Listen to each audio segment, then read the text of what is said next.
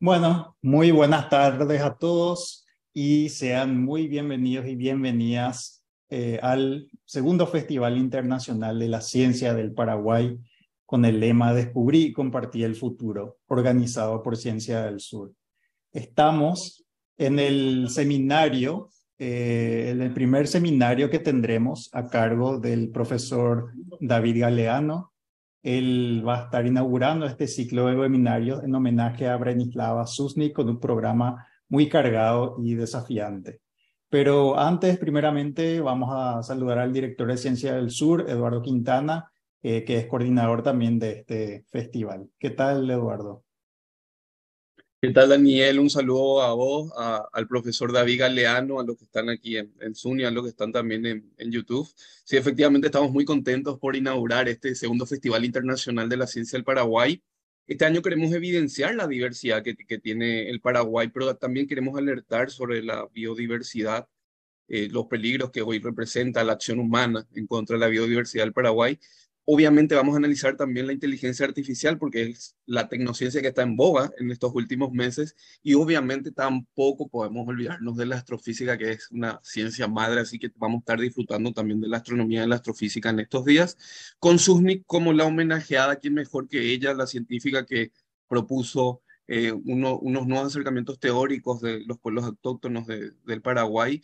Y para nosotros justamente decimos, Daniel, que queremos descubrir y compartir el futuro, y para que hagamos eso en Paraguay necesitamos leer la SUSNI, necesitamos recobrar a ella y necesitamos por sobre todas las cosas saber cuáles son y quiénes son los pueblos originarios del Paraguay que habitan hoy en 2023. Por eso creo que es fundamental lo que vamos a escuchar a continuación. Le esperamos también a todas las personas en Ciudad del Este, en Asunción, en Presidente Franklin Hernandarias, donde vamos a tener este año el festival con más de 30 actividades. Y bueno, queda inaugurado entonces el segundo Festival Internacional de la Ciencia del Paraguay, Daniel. Gracias, Eduardo. Así, ¿verdad? En ese espíritu de descentralizar el conocimiento y también la investigación, queremos llevar estas charlas, el segundo festival realmente. Además de Asunción, tendremos actividades en Ciudad del Este, en Presidente Franco y en Hernandarias. Pueden fijarse en todo el programa en nuestra web, cienciasdelsur.com. Ahí arriba van a ver un apartado del festival, arriba en el menú y ahí tendrán los programas, las inscripciones. La mayoría de los eventos son de acceso libre y gratuito, pero sí pedimos la inscripción en el formulario por una cuestión de organización. Así que sin más preámbulos, vamos a pasar a la charla del doctor David Galeano, quien es lingüista, antropólogo, experto en culturas y lenguas autóctonas del Paraguay. Es presidente y director del Ateneo de Lengua y Cultura Guaraní y profesor en la Universidad Nacional de Asunción, además de investigador y, claro, columnista de Ciencia del Sur. Adelante, profesor.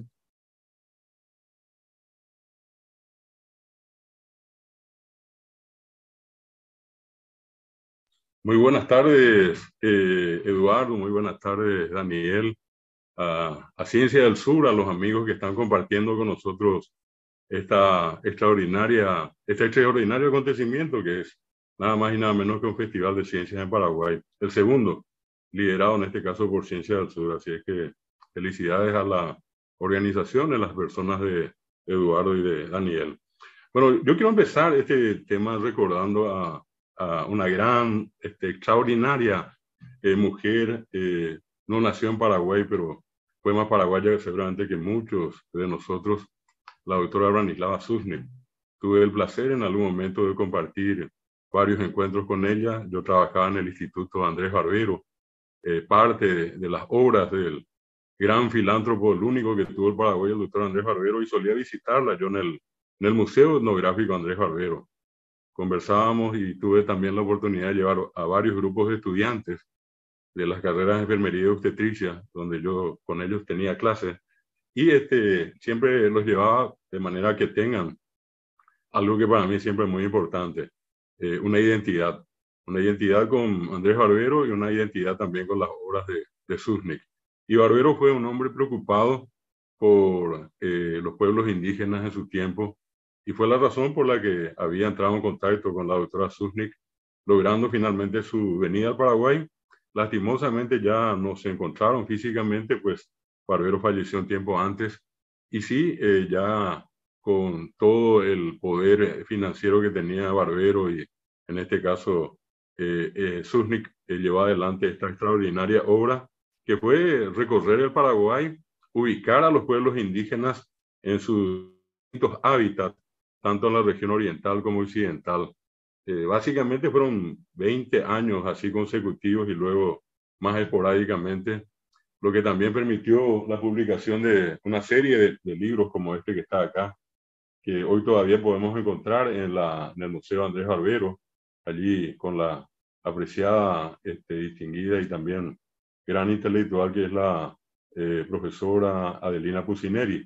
Este es uno de los primeros, es el primer tomo en realidad, Los aborígenes del Paraguay, etnología del Chaco Boreal y su periferia, es de la autoría de Zúñiga, que son más o menos 70 obras las que ella publicó en serie, como consecuencia de aquellas investigaciones que llevó adelante, más un valioso aporte que fue justamente el mapa donde ubicó a los pueblos indígenas. Y de cada lugar, de cada etnia, de cada nación que visitó, ella fue rescatando algunas muestras culturales que luego sirvieron de base al Museo Andrés Barbero, que está allí sobre la Avenida España, y Mompox, casi llegando a Tacuarí, y donde había instalado hablando mal y pronto, como 17 stands, porque ella ubicó 17 etnias, a las que clasificó por familias lingüísticas. Una de ellas, la de la familia lingüística guaraní. Las demás etnias viviendo en Paraguay, pero no perteneciendo ya a la familia lingüística guaraní. En otras palabras, hablantes de otras lenguas diametralmente opuestas, si ustedes quieren, es como decir guaraní en inglés, guaraní ruso, guaraní chino, así más o menos la referencia con respecto a las otras familias lingüísticas. Pero quiero empezar esto porque esta situación de Ciencia del Sur me pone entre la espada y la pared de plantear solamente esto desde un punto de vista objetivo, dando información veraz, que es la que corresponde, y de hecho así lo haré. Pero quiero compartir con ustedes parte de esa realidad indígena en el Paraguay, ¿verdad? Si no sé si por allí puedo, Daniel, podría yo compartir acá en la pantalla, si podrías darme una mano allí para poder proyectar un material que tengo. Sí, profesor, ahí podrías intentar. Ahora sí, ahí está. Bueno, entonces quiero ir en este caso a un segundito acá. Voy a abrir el video acá y ya paso a mostrarles esto que es tan reciente y que creo que a más de uno le habrá llamado la atención. Un segundito. Esto ocurre siempre cuando uno se preparó más y al final no encuentra lo que quiere encontrar. Un segundito acá. Estoy abriendo y ya luego pongo como para que todos ustedes puedan ver también.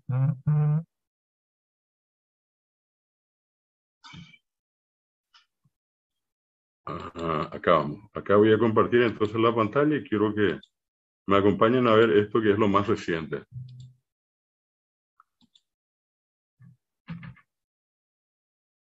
¿Se puede ver eso, Dani? Sí, estamos viendo, profe, el video. Y se escucha también. El audio no estamos escuchando. Un ratito. Tendría que salir otra vez para ver cómo hacemos con el audio. Seguramente allá abajo no marqué algo. Un segundito. Acá pruebo otra vez. Acá, ahora sí, perdón. Ya ubiqué. Ahora sí, volvemos un segundito con esto atrás y ya van a poder ver ustedes nuevamente la proyección.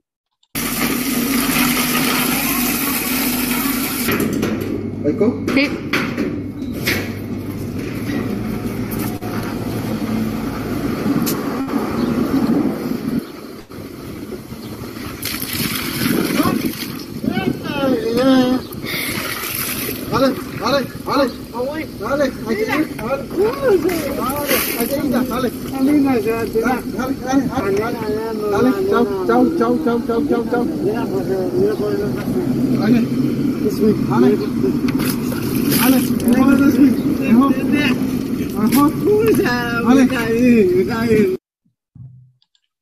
Bueno, eso como un primer material. Y esto otro que también me gustaría que Es como si fuera que el tiempo jamás le dio un valor a lo que son los pueblos indígenas, pero el transcurrir de los tiempos.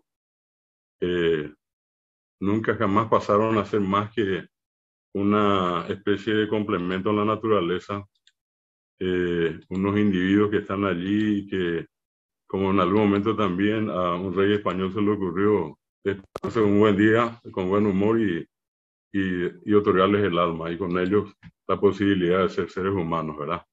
Esto es algo que probablemente muchos de ustedes conocen de Fray Bartolomé de las Casas. Entraban los españoles en los poblados y no dejaban niños ni viejos ni mujeres preñadas que no desbarrigaran e hicieran pedazos. Hacían apuestas sobre quién de una cuchillada abría un indio por medio o le cortaba la cabeza de un tajo. Arrancaban a las criaturas del pecho de sus madres y las lanzaban contra las piedras. A los hombres les cortaban las manos. A otros los amarraban con paja seca y los quemaban vivos. Y les clavaban una estaca en la boca para que no se oyeran sus gritos. Para mantener a los perros amaestrados en matar, traían muchos indios en cadenas y los mordían y los destrozaban y tenían carnicería pública de carne humana. Yo soy testigo de todo esto y de otras maneras de crueldad nunca vistas ni oídas. Fray Bartolomé de las Casas, en el recuerdo nuestro. Podemos mirar 500 años atrás y podemos ver esto que ocurrió ayer. Ayer nada más un ciudadano del mundo occidental, sin ningún tipo de reparos, toma un balde, carga agua y va y derrama a un indígena durmiendo en la vereda. Un indígena que no tiene dónde ir, dónde dormir, no tiene un techo, no tiene nada. Hoy en el Paraguay se calcula que el 1,3% de la población es nativa indígena. En números, en el último censo eran 117.500 personas y quedan 120.000. No son prácticamente ya números demasiado importantes. Y digo tan mal esto que digo que no son importantes, porque en realidad esa es la situación que uno puede percibir, mirando objetivamente. Hoy están desheredados, hoy no tienen tierras, son expulsados de una manera terrible, no llaman la atención de nadie, no existe justicia para ellos, no existen fiscalías que atiendan sus casos, no existen ni gobernadores, ni intendentes, ni presidentes de la República, ni parlamento, ni nada. Las condiciones que viven hoy son miserables.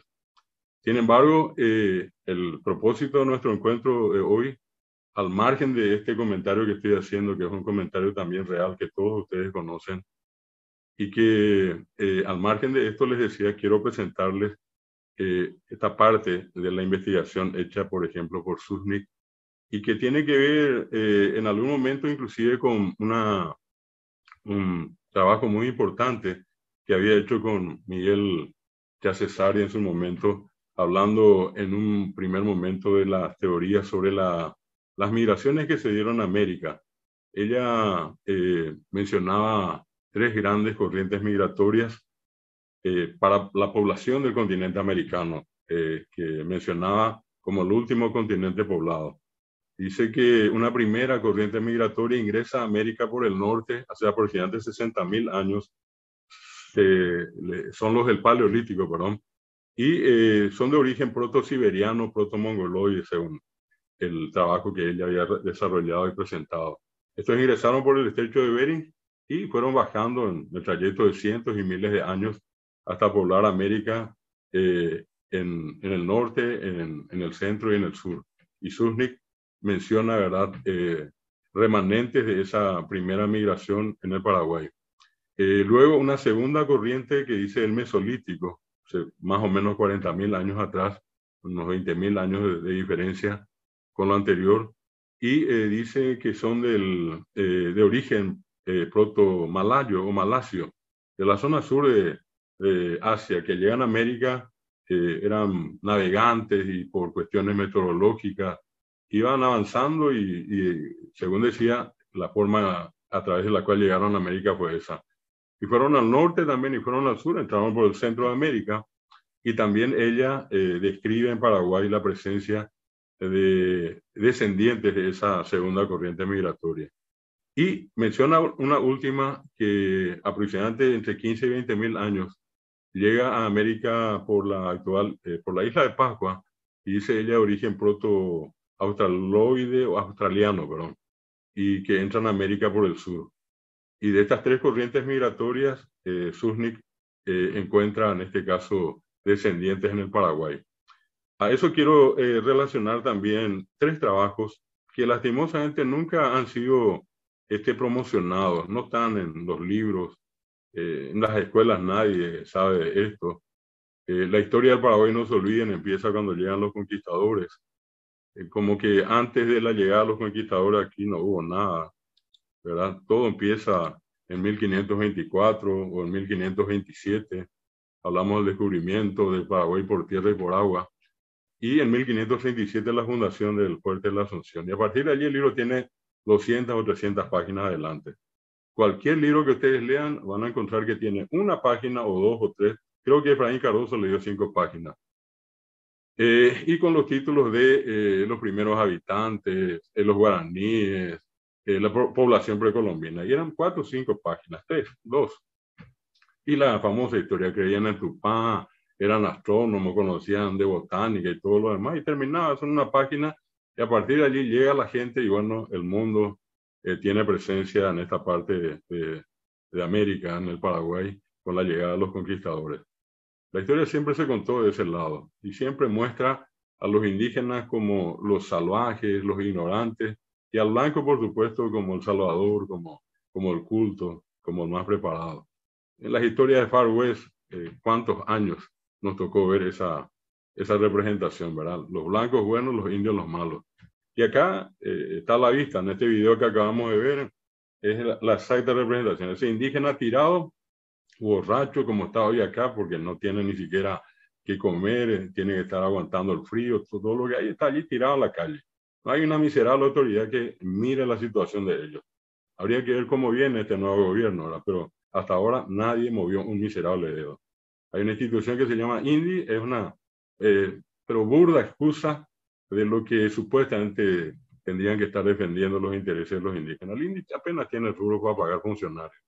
Acá no hay programas de salud, programas de educación, absolutamente nada para los pueblos indígenas.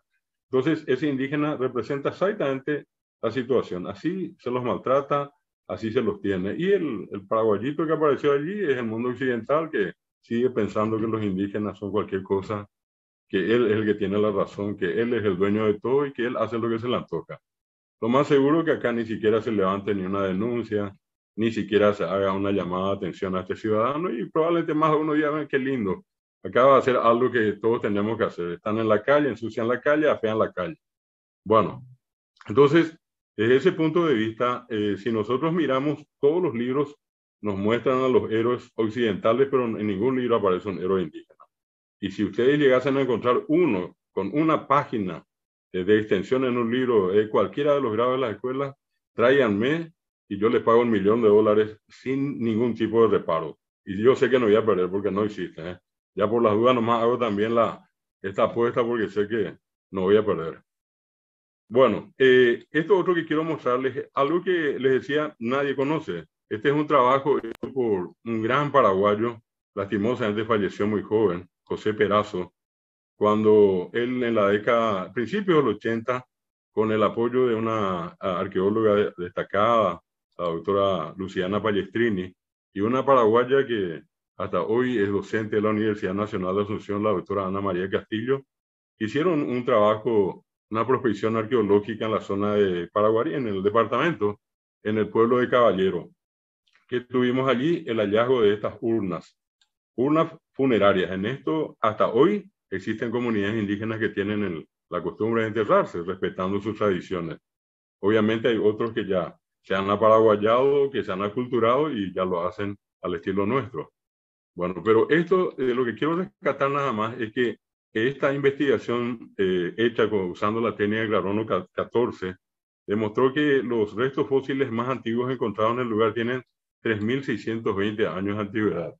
Y este es uno de los textos que yo pongo a la vista de ustedes.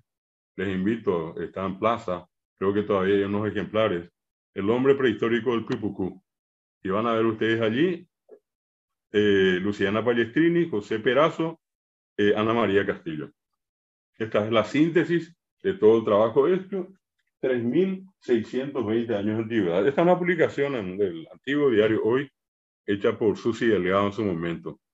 Y solamente quiero poner esto de resalto. Si le restamos 500 años a los 3.600 años de antigüedad de estas urnas y de los restos humanos encontrados en ellas, y todo el entorno cultural que esa presencia implica, chozas, viviendas, alimentos, sistema de vida social, todo eso, réstenle 500 años y son 3.120 años de historia de gente que aquí vivió en el Paraguay y que tenía la delicada costumbre ya de enterrar a sus muertos, no de dejarlos tirados a la intemperie. Y hasta hoy lo siguen haciendo, es más, hasta de una manera artística, porque los bordes de estas urnas siempre han sido ornamentados. Para muchos hoy estos bordes ornamentados son como códigos de barra. 3.620 años. Le restamos los 2.000 años de Cristo. 1.620 años antes de Cristo había gente acá enterrándose. 1.600 años antes de Cristo, en el Valle de los Muertos, empezaban a construir las pirámides. Pero acá esto no trasciende. Esta otra imagen es la de otra urna. Fíjense ustedes, no hay mucha diferencia, pero sí hay una gran distancia de casi 200 kilómetros de Caballero Paraguarí, que es la imagen que les mostré, un trabajo de investigación liderado por Perazo, terminado en 1988, con este otro, que fue realizado en la zona de obras de Itaipú, cuando se hicieron las excavaciones para construir la represa. De esas excavaciones a ambos lados, a través de esas excavaciones se lograron ubicar estas urnas, muchísimas, que otra vez, por disposición de Itaipú, lado paraguayo y lado brasileño, fueron parte de una prospección arqueológica cuyos datos dicen que allí la población llegó a, entre los más recientes y los más antiguos, entre 8.000 y 10.000 años antes del presente. Esto está en el Museo de la Tierra Guaraní. Cualquier extranjero viene, aprecia, valora, pero esto no está en los textos de la reforma educativa. Año 93-94. Y esto es parte del arte rupestre que un grupo de investigadores, un grupo multidisciplinario que vino de Altamira, España, en el año 2007, liderado por el doctor José Las Heras, llevó a cabo un importante trabajo también de prospección arqueológica en la zona de la Mambay, donde está el Cerro Guazú de los Painitas Vitená, y allí qué es lo que se consiguió detectar, entre otras cosas, arte rupestre, que le llamó tanto la atención a ellos. Incluso recortaron una parte de esa roca y llevaron para un mejor estudio, después devolvieron. Y allí hay un informe donde se dice que entre los fósiles del lugar hay algunos que tienen 12.000 años de antigüedad. Esto es simplemente para ponerle un piso a lo que me estoy acercando al tema. Estoy viniendo de atrás hacia adelante ahora. Y bueno, podemos nosotros buscar en el tiempo a gente que trabajó, digamos, y dejó como un legado científico obras muy importantes. El primer etnógrafo que tuvo el Paraguay fue el italiano Guido Bogliani. Estamos hablando de 1890 más o menos. Un joven aventurero que recorrió toda Europa, estuvo por Asia, tenía tanta plata que ya no sabía qué hacer y un día resuelve llegar acá a América. Acá pregunta a dónde podía encontrar cosas increíbles o raras y le dicen andar para... Viene acá, llega a Asunción y de acá lo mandan directamente al norte. Y llega a conocer a los chamacocos, de quienes él desarrolla esas imágenes que cualquiera de ustedes poniendo Bogliani y chamacocos van a encontrar ustedes parte de esos retratos que él dejó como un legado de su paso hacia 1890 acá por el Paraguay. ¿Y qué más? A él se debe un diccionario chamacoco castellano y también italiano, ¿verdad? Un trabajo muy importante. Casi en el mismo tiempo, un poco diferencia de un año, 2 años, llega a América también otro, pero este sí, un gran investigador, ya con una fama internacional reconocido, Moisés Bertoni.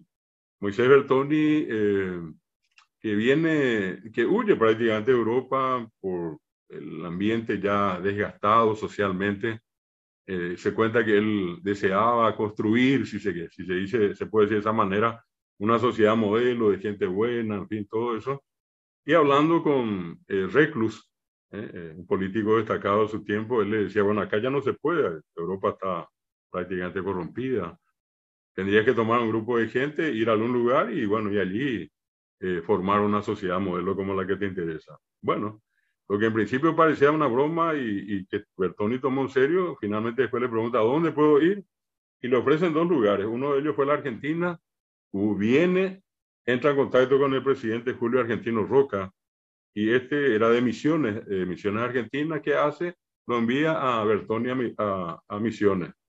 Por una serie de conflictos que tuvo con los vecinos, un día le prenden fuego al rancho de Bertoni y tuvo que tomar una embarcación y cruzar al lado paraguayo a Yaguarazapá, más o menos a la altura de lo que hoy sería Capitán Mesa, en esa zona. Entra a Paraguay, entra en contacto con las autoridades paraguayas y de allí le ubican en el actual puerto Bertoni, donde desarrolla un trabajo fabuloso, y parte de ese trabajo, que le llevó casi 30 años, es la civilización guaraní. Este es el tomo 1 de la civilización guaraní de Moisés Bertoni. Son 3 tomos. Este es una de las obras, 3 en 1 en realidad, pero una de las obras, de las varias que Bertoni aportó sobre las culturas indígenas y particularmente la guaraní. Él trabajó con los Mbuyá. Él quedó embelesado, extasiado quedó él. Al ver acá tantas cosas que él soñaba tener allá, él encontró todo aquello que él soñó, encontró acá. Por eso le dio el nombre de civilización, destacando la palabra civilización como el más alto nivel de desarrollo social que podía tener un grupo humano. Esta es una obra, una contribución que quedó en el tiempo de un gran investigador que fue Bertoni. Por otra parte, más adelante vamos a encontrar, por ejemplo, a León Cadoga, que entre otras cosas nos legó esta obra que está acá, Aigura Pitá, y otra siguiente que se llama Ibirañe Eri. Esto gracias a que él tuvo la posibilidad de ayudar a un indígena que había sido apresado, consiguió su libertad, y como una especie de reconocimiento a él y a su amistad con los Mbuyá Guaraní del Guairá, lo hacen uno más entre ellos, un Mbuyá más. Le ponen el nombre porque para que uno exista como individuo en una comunidad indígena, tiene que tener un nombre puesto por ellos. Y el nombre que le dieron fue Tupán Cuchubí Bebé. Tupán Cuchubí Bebé. Más o menos traducido, el dios torbellino, el dios del viento, un tipo impetuoso como fue él para lograr la libertad de aquel indígena. Y le dan unos informantes y él escribe Aigura Pitá, Aigú palabra, lenguaje, Rapitá, Arapó, origen, principio, raíz, el fundamento del lenguaje humano. Y el segundo tomo fue Ibirañe Eri, del árbol fluye la palabra. La planta sagrada, el igarí, el cedro. Bueno, y eso le sirvió a él, gracias a él, perdón, nos sirvió a nosotros estas 2 obras fabulosas que nos muestran una cara distinta de todo lo que tiene que ver con la cultura indígena, particularmente guaraní Mbuyá. Siguiendo en el tiempo, vamos a encontrar allá a la doctora Susni. Susni, que llega al Paraguay, como les decía, a invitación de Andrés Barbero. ¿Y qué hace? Ella recorre, y el trabajo de Susni fue tan amplio que a ella nosotros le debemos, por ejemplo, les voy a mostrar acá este primer mapa que por mucho tiempo fue el más utilizado, el más conocido en materia de difusión, en este caso de lo que tiene que ver con los pueblos indígenas, la ubicación, perdón, geográfica. Ustedes van a ver acá y les voy a proyectar acá para que puedan ver, un segundito, allí tengo la imagen, que es este mapa que van a ver seguidamente. Esta es el primer gran aporte en la obra de ella. Y ustedes pueden ver acá el mapa del Paraguay y van a ver ustedes la región oriental, una región notablemente, únicamente guaraní, ¿verdad? Guaraní en el sentido de la cultura y la lengua. Con los panistas de Oitená. Y acá ven ustedes desde el APA, les estoy mostrando con el cursor, Concepción, San Pedro, acá la zona de Canindeyú, Caaguazú, Guairaca, Azapá, Itapúa, y al otro lado, Misiones Argentinas, territorio de los Mbuyá Guaraní, hasta hoy. En la costa del Paraná, desde acá, desde el Salto del Guairá, más o menos hasta Presidente Franco, hoy, territorio de los Abá guaraní. Y del otro lado también, en Puerto Iguazú, en Misiones Argentina, y en esta parte de lo que sería Paraná y un poco de Mato Grosso, que es la gran región de los Abá guaraní. Y ven ustedes acá dos flechas que, que indican, en este caso, los hábitats de los H, en realidad son H, no es H, sino H, Chachechi. Esos nosotros los imitamos cuando decimos cachique, ¿verdad? Chachechi. Y los Guayaquí, ¿verdad? Guayaquí es un nombre puesto por los del entorno. Fue puesto por los del entorno. ¿Quiénes eran los del entorno? Los Biá, los Paíos, los Abá, que no consideraban como hermanos a los H. Los H son más bajos, tienen la piel más amarilla y los ojos más estirados. Y entonces los demás lo llamaban Guayaquí. ¿Qué quiere decir extraño? Extraño. Por eso nosotros en guaraní decimos Oñemboquí. Al tener un novio o una novia, ¿verdad? El novio es un extraño, no forma parte de la familia. Con el tiempo puede convertirse en Aná. Así como existe Guayaquí, está Guayaná. Hoy el nombre de un país al norte. Guayana decimos, pero es Guayaná. Y Guayá o Guará, de las dos formas, significa o quiere decir persona. Y extraño, y en el otro caso Guayá, Aná, es pariente, familiar, los que son de los nuestros. Bueno, esto es lo que nosotros ya en la descripción de Surnik encontramos en la región oriental. Y acá vean ustedes, ella en esta descripción, perdón, Paita Oitenán, Biga Guaraní, Abá Siripá y H. Guayaquí, ¿verdad? ¿Y qué más? Vamos a encontrar acá una siguiente familia lingüística que habla un idioma ya diferente al guaraní, familia lingüística Mascoy. Y en esta descripción ustedes van a encontrar allá los guaná, que últimamente, antes de la pandemia, esta comunidad fue estudiada, investigada por un norteamericano, un gran amigo, el doctor Shawn Nicholas Jinan. Y tristemente, ¿verdad? Por más que son aproximadamente 350 últimos habitantes guaná, Jinan solamente ubicó a 4 últimas mujeres hablantes del guaná. Los demás hablan castellano, guaraní, hasta alemán, pero han perdido su lengua. Y en el guaná que descubrió Jinan, inclusive, ya solamente descubrió el guaná hablado por las mujeres. Ya no encontró a hablantes del guaná masculino. Porque así como con el guaraní, hay palabras que solamente usan las mujeres y palabras que solamente usan los varones. Por ejemplo, las mujeres dicen semena y el varón dice serembirecó. O el varón dice seraí o serallí y la mujer dice semenbí. Bueno, en este caso lo que Jinan descubrió fue a 4 mujeres. Ahora en este tiempo falleció una. Quedan 3 últimas mujeres guaná. Estamos hablando de 350 personas. Y el tiempo es corto. En estos casos estamos hablando de zonas que están en la línea de la muerte, ¿verdad? Tristemente, pero cierto, acá nunca se llevó adelante más que este trabajo encargado por la Secretaría de Políticas Lingüísticas.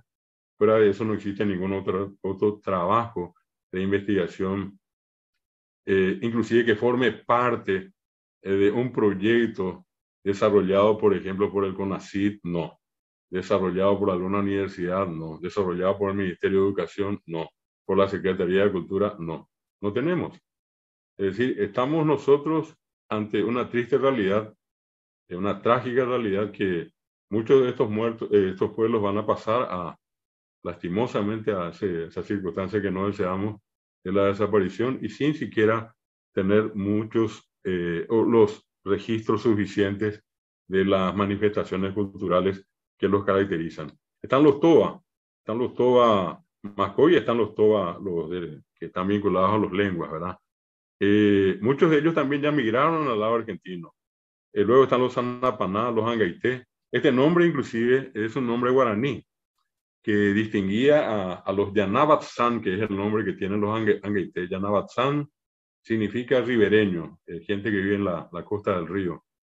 Y fueron allí los sacerdotes con la cuestión misionar y adoctrinar y catequizar y bautizar.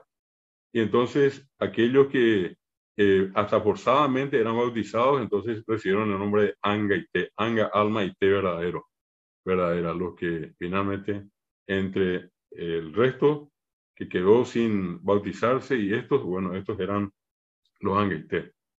Del otro lado, ustedes van a encontrar acá, van a ver ustedes a los llamados, en este caso, Mataco, y son los Macá que ven acá. Muchos de ellos ya se han mudado a Mariano Roca Alonso, al barrio Universo. Estos Macá de Macá tienen solamente las facciones. Culturalmente, ya religiosamente son bautistas, son cristianos, ¿verdad? Ya olvidaron mucho de lo que tradicionalmente era su religión. Solamente los ancianos, que ya son pocos, conocen algo de eso. Sus artesanías ya son artesanías que tienen aquello del trabajo manual, pero los insumos ya se compran en el supermercado, ¿verdad? Ya no son los mismos productos tradicionales. Toman, fuman, se drogan. Bueno, esa es la triste circunstancia de los Macá. Una parte continúa en el Chaco, el territorio de ellos llega más o menos hasta General Brugués. Y luego está la población más numerosa de los indígenas chaqueños, que corresponde a los Nivaclés o Chulupí, que están en el centro del Chaco con una base original en el Pilcomayo y extendidos hacia Marijales Tigarribia. Y finalmente en la frontera con la Argentina y con Bolivia están los Manjui, Xorotí en un guaraní nuestro y Xoroti en el guaraní boliviano. No olviden que el boliviano le da un acento llano a las palabras del guaraní. Y también tenemos acá dos naciones. Yo no me resisto mucho al tema de los pueblos y las etnias, en realidad son como repúblicas ellos. Y una forma siempre de reducción es tratarlos de etnias, de pueblos, bueno, pero al margen, es una impresión mía nada más. Los Tapieté, o también conocidos como guarayo, guará, allí aparece la palabra guará de persona. En guaraní hasta no hace mucho decíamos peaña de Tabaiguara, Tabaiguara, y después se acortó, se eliminó ará y quedó Tabaiguá, guá de guara. Decíamos ñaneré taiguá ará, de taiguá. Bueno, guara es persona, así como guaya, guara, una degradación fonética. Y yu, amarillo, cobrizo, dorado, decían que era por el efecto del calor y de la piel que curtía por el sol, ¿verdad? Y los chiriguanos que estaban más en la zona del centro del Chaco. Entre las razones que se comenta de la presencia de dos naciones guaraní en el Chaco, de cuando Alejo García fue al Alto Perú, cruzó por el Paraguay, por San Pedro, subió, fue al Alto Perú, y a la vuelta cuentan que varios de los indígenas que lo acompañaron a él quedaron en este sector. Es la razón por la que aparecen dos naciones guaraníes tradicionalmente de la región oriental en el territorio chaqueño. Y finalmente, en la parte superior, tenemos a los chamacocos.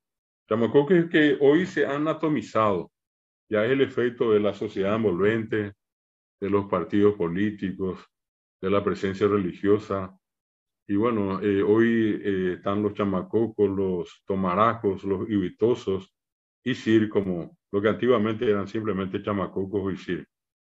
En la zona del Chaco, son los que padecen más porque este territorio habitualmente ha sido invadido por los brasileños, no se los deja pasar para conseguir agua en el río, pasan todo tipo de tragedias para lograr agua. Parte de ellos han resuelto ya no procrearse porque la vida es muy dura, hace mucho calor, no hay alimento, no hay agua. Y entonces, inclusive está de por medio el infanticidio, que dejan a la mujer, en algunos casos totalmente de manera accidental, quedarse embarazada a las mujeres porque ellos conocen los mecanismos de prevención de la natalidad, y suponiendo que por un accidente queda embarazada la mujer, entonces la dejan a ella terminar el parto, o sea, el embarazo, perdón, llega el momento del parto, nace la criatura y luego la entierran, porque dicen que ya no, igual va a morir, ¿verdad? O de sed, o de hambre, o de calor. Y luego están los ayoreos. Esta es una zona muy conocida, seguramente muchos de ustedes van a recordar, por Cerro León, de allí para Bolivia. En Bolivia también están una partida de ayoreos. Esto es lo que Zurich nos legó en un primer momento. Y esta figura, el mapa, le voy a mostrar una imagen actual, que es lo que hoy en día nosotros podemos encontrar ya con las características más próximas a este tiempo. Acá voy a abrir y les voy a mostrar el mismo mapa en colores acá. Y ustedes van a poder observar un segundito y acá les muestro esto que está acá. A ver, bueno. Repito, es el mismo mapa del Paraguay. Allí van a empezar a ver, allí están, vuelvo a repetir, los países. Se calcula que son 15.000 más o menos los países veteranos. Otros 15.000 los BA, otros 15.000 los ABA y los H son los menos numerosos. Algunos dicen que alcanzan 1.000, otros dicen que no, ¿verdad? Pero pongámosle de una perspectiva optimista 1.000. O sea que acá en la región oriental tenemos 15, 30, 45, 46.000 indígenas de habla guaraní. Más lo que anteriormente les mencioné como Tapieteo Guarayo, hoy son guaraní ñandeva, y los chiriguanos, hoy son guaraní occidentales. Ambos se calcula tienen 10.000 habitantes. Sumado a los 46.000 son 66.000. Los nivaclés son los más numerosos y ellos tienen aproximadamente 15.000 habitantes. Y luego ya vamos a encontrar unos 2.000 y algo de Lloreo, los Isir también. Los más, digamos, las comunidades con menor número de hablantes, el de los Guaná, Sanapaná, Angaité, Manjui.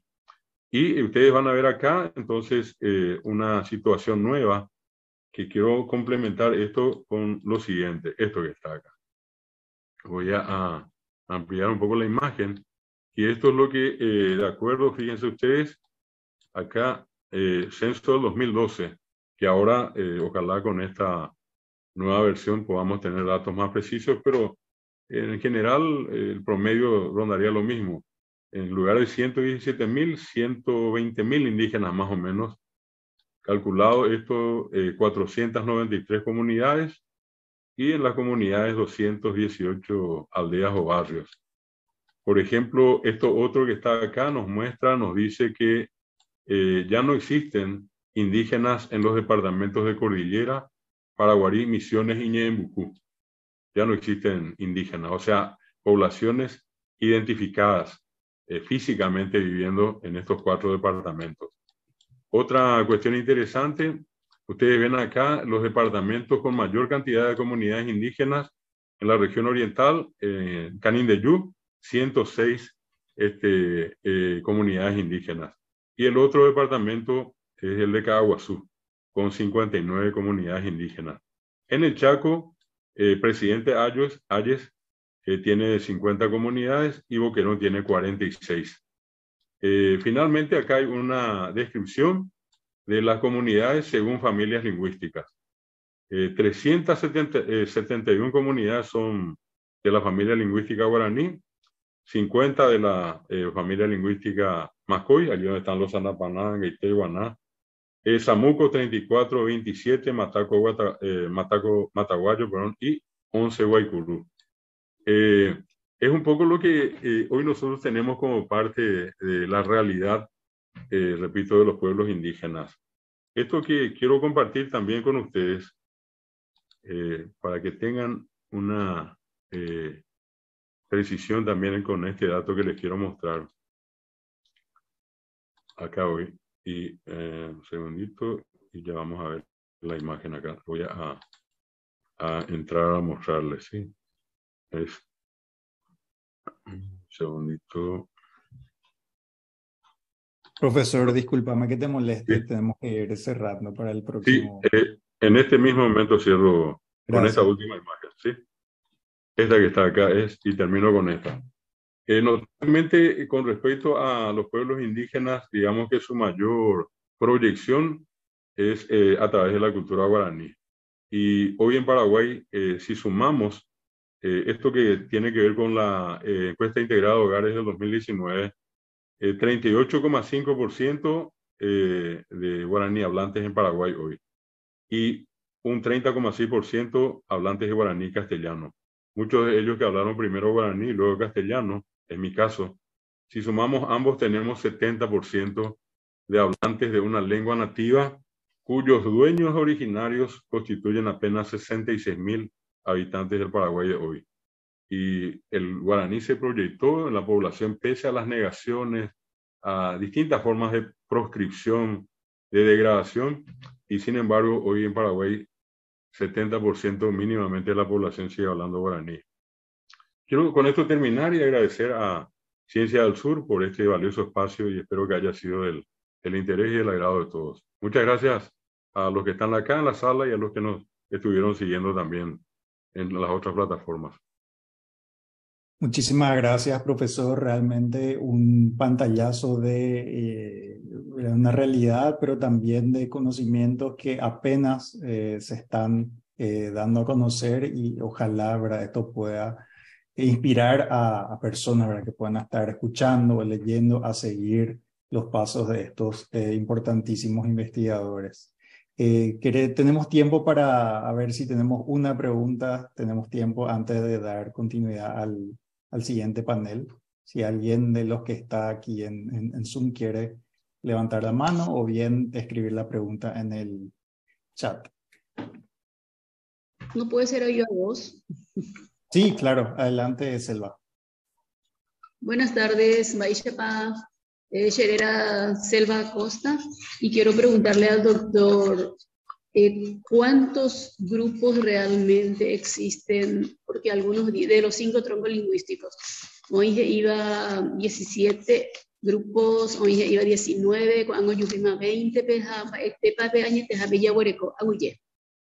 Aguille, voy a dejar a Selva. En realidad lo que hoy se maneja son 20 naciones indígenas, 20 naciones, pero en el estudio, digamos, más formal, consistente que hizo SUSNIC, eran 17. Hoy en realidad los chamacocos son los que se dividieron, así como una etnia, no son otra cosa, sino que parte de los chamacocos. Por ejemplo. Y los chamacocos ahora son los, perdón, la otra. Sí, o sea, son chamacocos, isir, tomarajos y huitosos, ¿verdad? Ya. Entonces, todo parte de una familia anterior, conocida como chamacocos, pero hoy atomizado con otros nombres ya de tomarajos y huitosos y isir. Ya. Gracias, profesor. Aguyemante. De gato. A ver si una pregunta cortita, si alguien tiene alguna duda o comentario.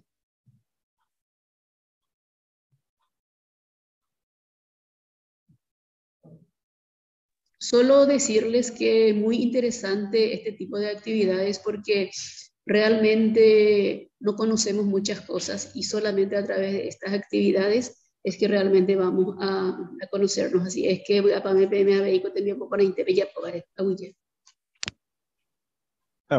y Selva. Y profesor, ya entonces para ir cerrando, nos queda, ¿verdad?, la duda de qué tipo de políticas, ya sean lingüísticas o de otro tipo, se pueden propiciar para, no sé si revertir la situación, pero por lo menos detener esta no sé cómo calificarle de otra forma, sino catástrofe cultural.